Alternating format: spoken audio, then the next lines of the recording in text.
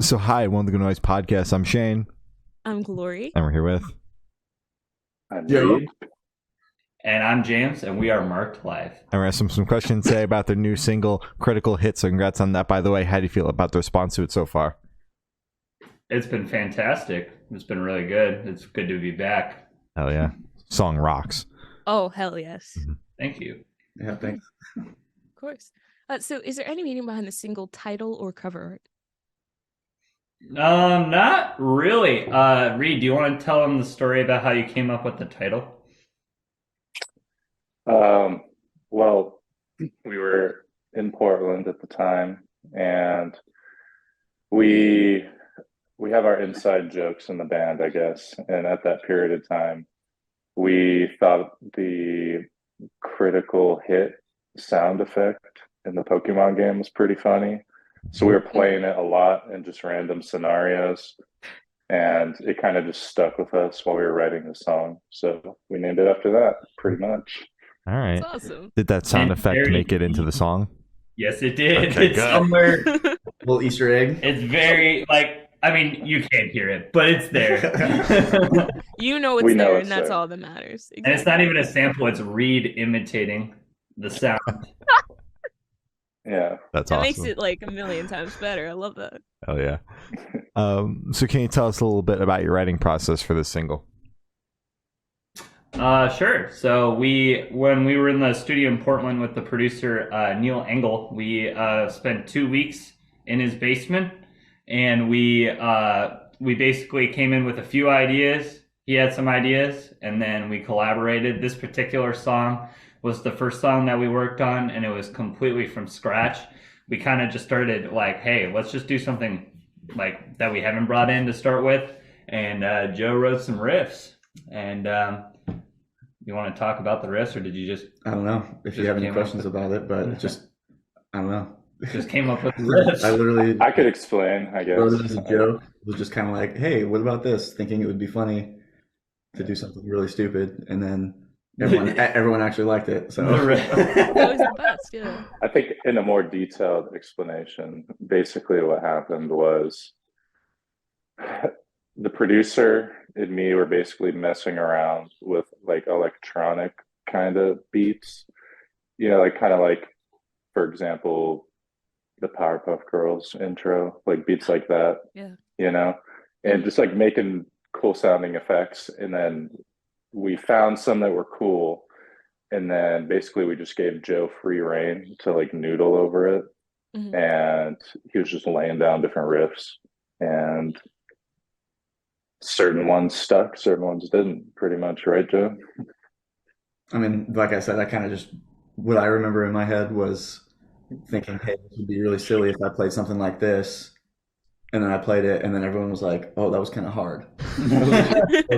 That Yeah. So And then I wrote the kind of the format for the outro one night with Neil, the producer. He was like, hey, do you have any cool bass ideas?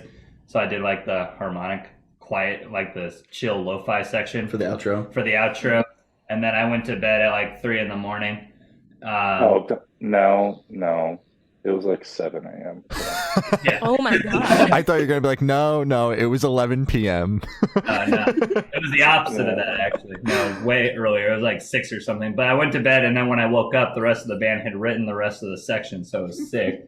I was like, wow, that worked. Because I was like expecting to wake up and be like, nah, that sucked. Don't ever do that again. And I woke up and I was like, hey, we finished the song. I was like, Crazy. Hell yeah. I'm staring at it, so I feel like I have to acknowledge it. Who is that cardboard cutout you have in your background? John Wayne. That's John Wayne. Oh, Okay. controversial. Does John Wayne want to be a part of the interview? Bring him up to the front. I'll just stand right here.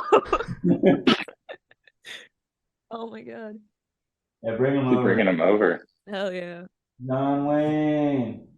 Yeah. Why do you have that? What inspired you guys to get that? It's not mine. It's nobody's. Nobody owns John Wayne. Oh damn. He's a free man. There you Who go. brought him home? Did Joe bring him home? But Oh. jar. Put them right there. All right, sick. There we go. Perfect. Oh, now you're like, Perfect. oh my god. Awesome. Okay. I'll just be like this, and then occasionally. Yeah, you can peek over your shoulder. All right. All right. So I want you three to tell us your favorite lyric off this track and what it means to you. Oh God. Yeah, I'm in that same boat. I honestly, I don't even know. I honestly don't even know the lyrics at the back of my hand. You could I also like do the your favorite instrumental part. Okay, that's much easier. I mean, I like when our singer does like super low screams. So he does a super low scream like halfway through that I think is pretty cool. But for instrumental, I think it's cool that we added like a little like lo-fi thing at the end for sure. But I like that we have a lot of cool like closed hi-hat kind of upbeat stuff in the verses. So I'm kind of proud of that too, I guess. All right. Mhm. I have to say mine is probably the outro. Yeah, those bass harmonics are really cool, and definitely wasn't expecting that. No, yeah, the outro's awesome.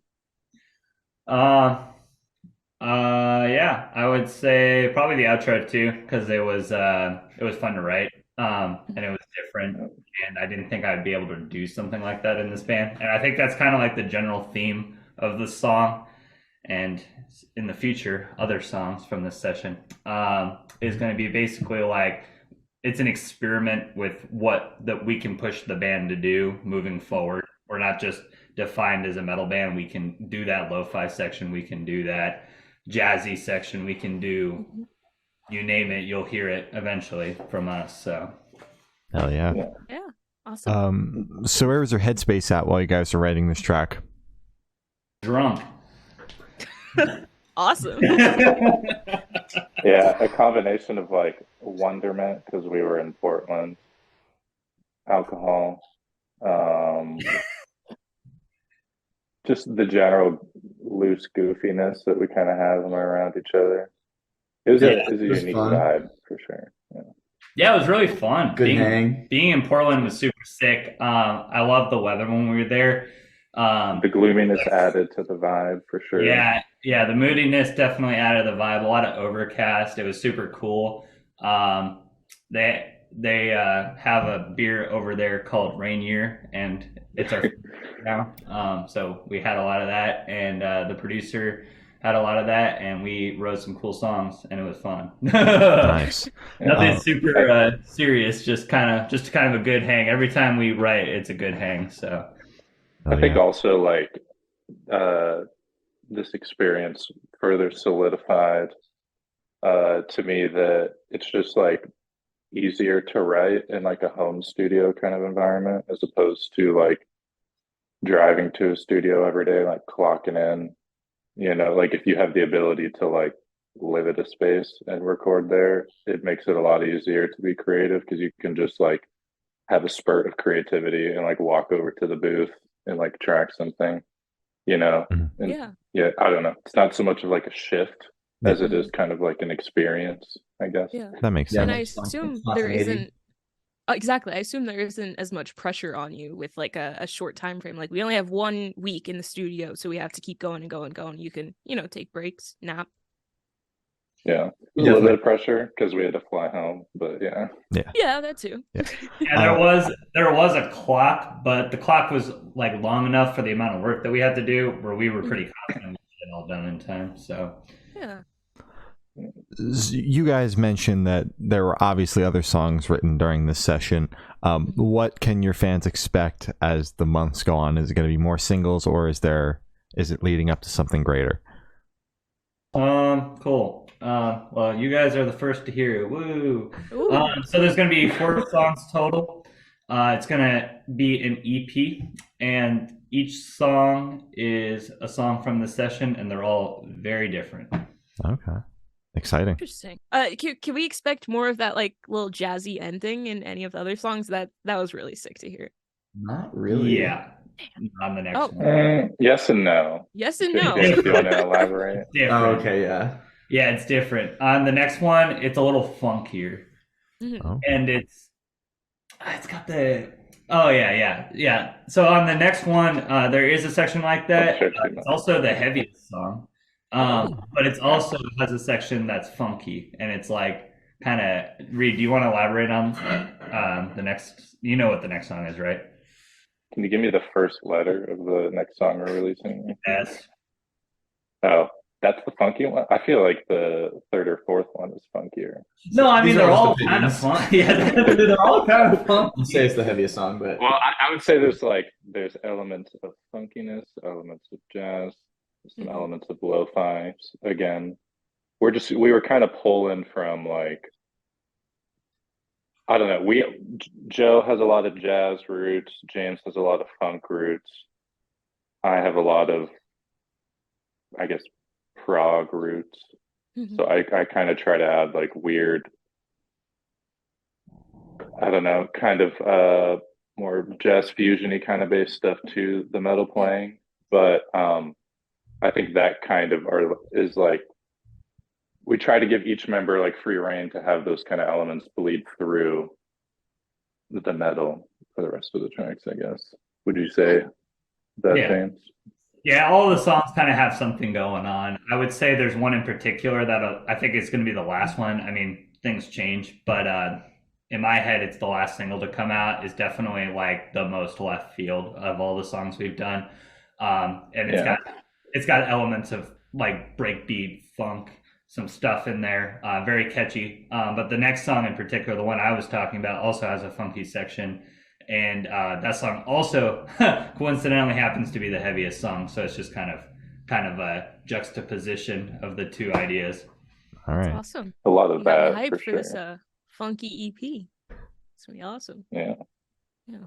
Yeah. So this one should be super, super quick off top of your heads. I want you guys to describe this single for new listeners in 3 words. 3 words each, no more, no less.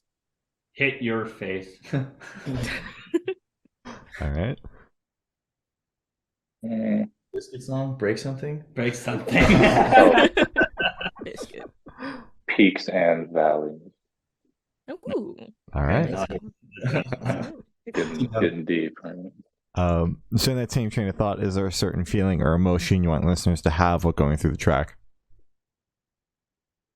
Hopefully they're stoked on it. The rest is up to them. Hopefully the song wakes them up. Yeah, just So- to feel something, I guess. I don't know. Whatever they want. Feel the sound. Feel anything. All right. As long as they don't feel nothing, that's a plus. Yeah. I usually hope everybody that listens to music feels that way. Just nothing. Nothing. Blank.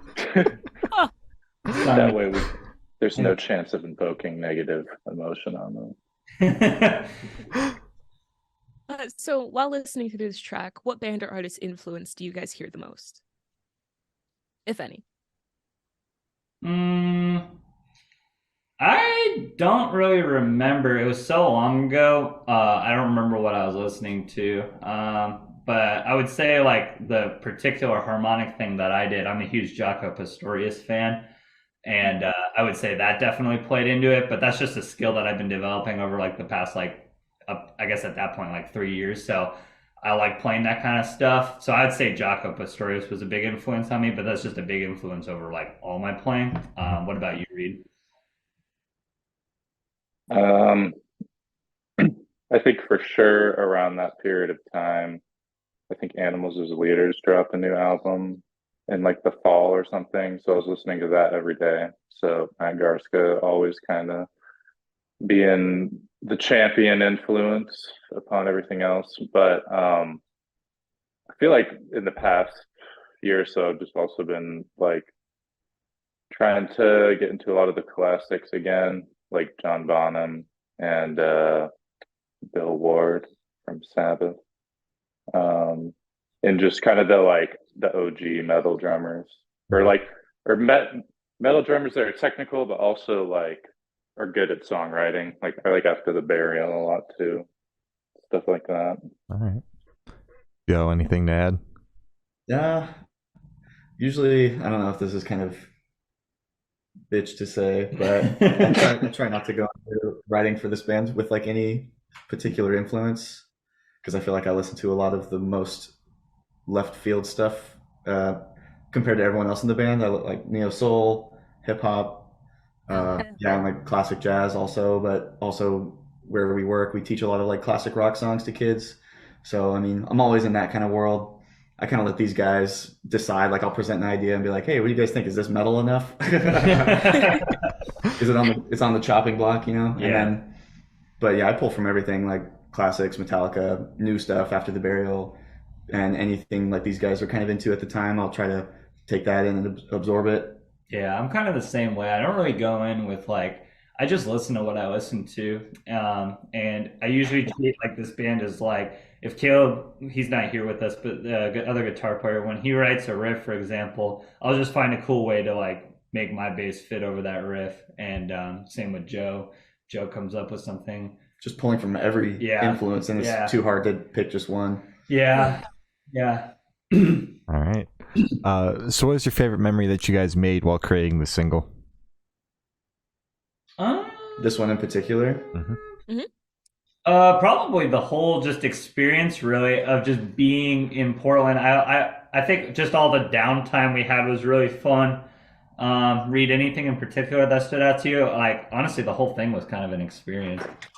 Yeah, I mean, I think just like one of the things we all enjoy about this band is that we can just have a goofy time and like we can turn downtime and nothingness into a funny time, which I Yeah. think is crucial with being in a band because there's so much goddamn downtime, like from being the studio or shows or touring or whatever. So yeah, just I like I like when we go out of town and we just like fuck around, go get food, grab beer, just be silly, I guess. All right. Perfect.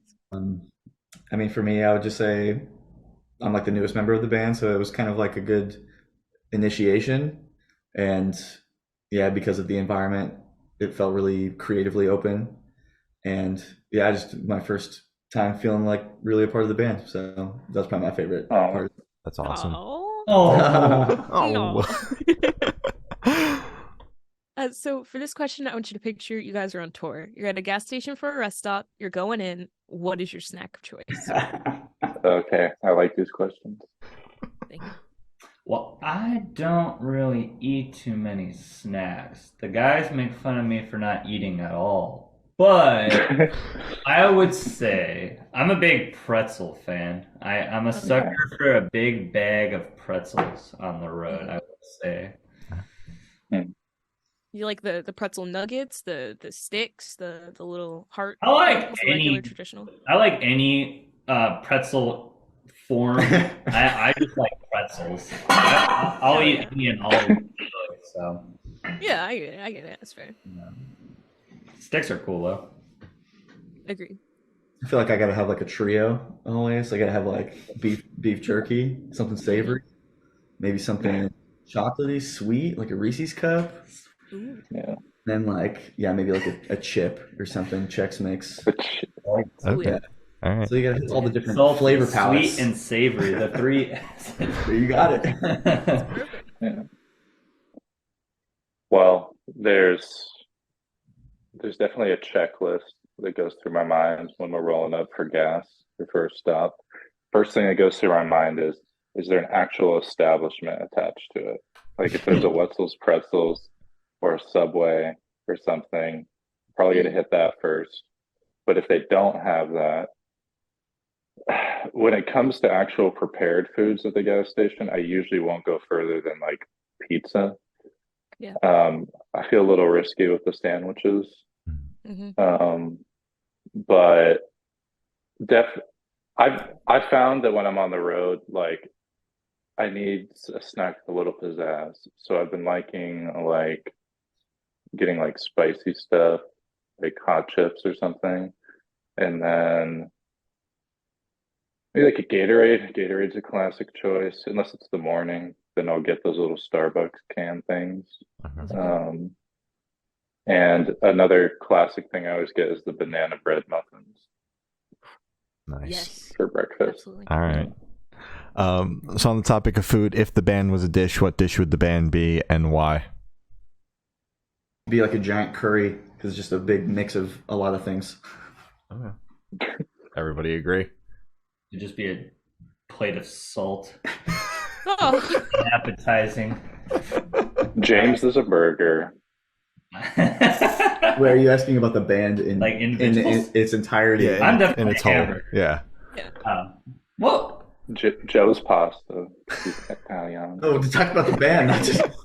I know. I'm just now that I'm on the topic, I'm trying to name everyone. oh man, I don't Things know. like caviar. or I something. can't say what we would all be, but I wouldn't want to eat it. Huh. I don't know. What? She's saying if we were all like a meal, what Yeah. would we be? Not individually. Like He just answered. He said Yeah. curry. We're a big We're- mix. Yeah. It's like a soup. Yeah, mix. You got soup some of chicken, sorts, you got some spices, you got some veggies, exactly. you got some rice. It's maybe, hearty. some Yeah. salad. Yeah, I guess you're right. Hearty, yeah. Yeah, exactly. Maybe a Campbell's chunky soup, or something, or like, or like a ramen bowl or something. I don't know. Perfect. All right. Sounds great. Any soup, pretty much. So for these last couple questions, we're going to shift away from music, if that's okay with you guys. Okay. Awesome. So we're actually going to go straight to death row. Boom. So if you're on death row, what would your last meal be with a drink? Probably have some chicken parmesan and a glass of red wine. Nice. Ooh, sounds good. Maybe I would refuse to eat. Like, Yeah, exactly. Like, you're gonna kill me anyway. I'm not gonna eat your sludge. No. But if I was gonna pick something, it'd probably just be like some hamburger. Can I get a burger? Yeah. Dude, I Can knew I it. get a continental breakfast? Thank you. And a Rainier. Yeah, and a Rainier. Thank you. I think a California burrito, and then maybe like a dank milkshake or something. All right. Just combo. Sounds good. So if you could live in one fiction world for a week, where would you live? I'd probably say Pokemon. Ooh, that's good. Yeah, but which region? Which generation? Third generation. Hoenn or Kanto, I would say. Maybe. Yeah, it's just I was thinking about all the other ones. Obviously you got your Star Wars, is your Lord of the Rings, but it's I don't want to die. You know what I mean? Yeah. Yeah. I'm gonna get my ass kicked in those at least in Pokemon, I'm oh look, it's a Pikachu. I had to catch it. And he'll be my buddy. He'll be my buddy for a week, and then I'll cry because I have to go back to reality. Yeah. Probably the chillest one to live in though would be like in terms of comfort, maybe like the Animal Crossing world. I was just thinking the same thing. That'd be so sick. Wild World, that you're just stuck in Wild World, but you actually get to make your town. Yeah, that'd be kind of cool. That'd be awesome. Yeah. Oh yeah. How about you, Joe? I was gonna say Lord of the Rings, but yeah, same like you said. You can get your Probably just die. Just stay in the Shire. That's kind of what I was stay thinking. in the Shire, A little hobbit dude. hole, that'd be kind of sick. That'd be awesome. Yeah. 11 breakfast, or what's it called? Second Yeah, breakfast? Reed couldn't Yeah. fit in the hole. Yeah. You're literally like Gandalf in that first scene. When Yeah. he's gonna Where he's bend leaning down a over, little bit. Okay. So I have the honor of asking the last question. Every single person we've spoken to has actually said it is the most important question. Cool. What is your favorite color? Orange. Purple. Oh, Orange, purple? I do like orange and purple Phoenix Suns. together, though. Oh, Blue. blue. All right. Solid colors. Nice. So as Glory said, that's all the questions we have today. Is there anything that you guys would like to plug? James, what's our merch link, James? Go to marklifesound.com and pick up. There I am. Pick up some merch. John Wayne would agree. There he is. John Wayne. And then also stream our song and watch it on YouTube as many times as you can. We appreciate it. Hell yeah. All right. Well, thank you for sound. This guy's been Mark Blythe, and we have been the Good Noise Podcast.